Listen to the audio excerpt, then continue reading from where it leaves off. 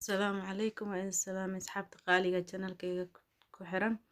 Maanta waxaan noo wadaa suugo laga sameeyay malaay. Waxaan haysanaa 6 gabal oo yar yar oo malaay ah, 3 xawaash oo kala nooc ah, filfil shiidan, barbarooni shiidan iyo haruud, kabsar caleen, toon iyo basal, yoogad iyo yaanyo.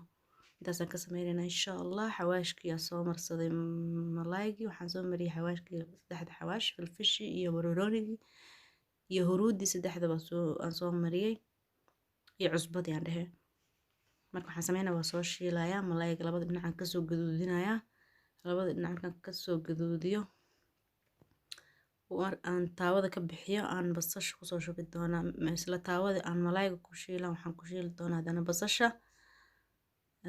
Waa soo shiil waa kana malaayga diyaar waay.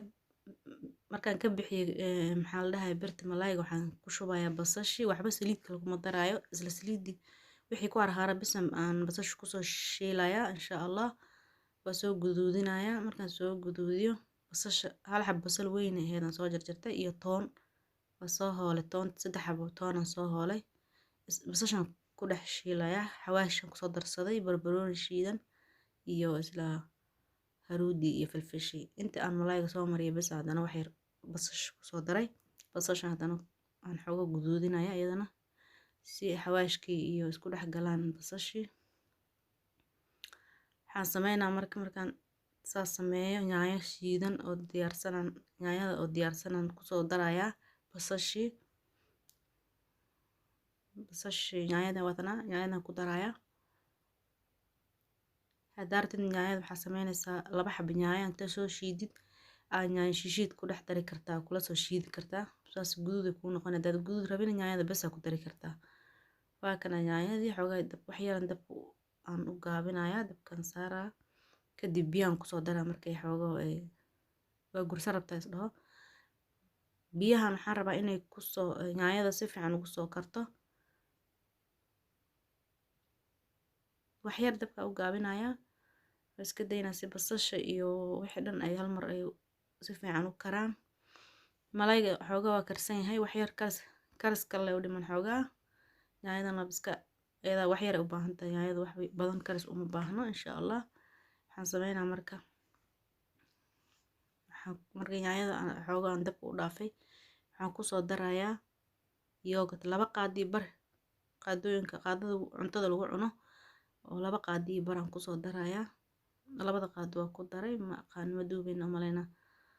Marka 2 qaadi bar yoogad aan ku daray, cusbaan ku soo darayaa xooga yar cusba. Kadibna malaaygan soo dhex dhigaa 6 gabalo malaaygan soo dhex dhigayaa. Dabka u gaabinayaa waan daboolay.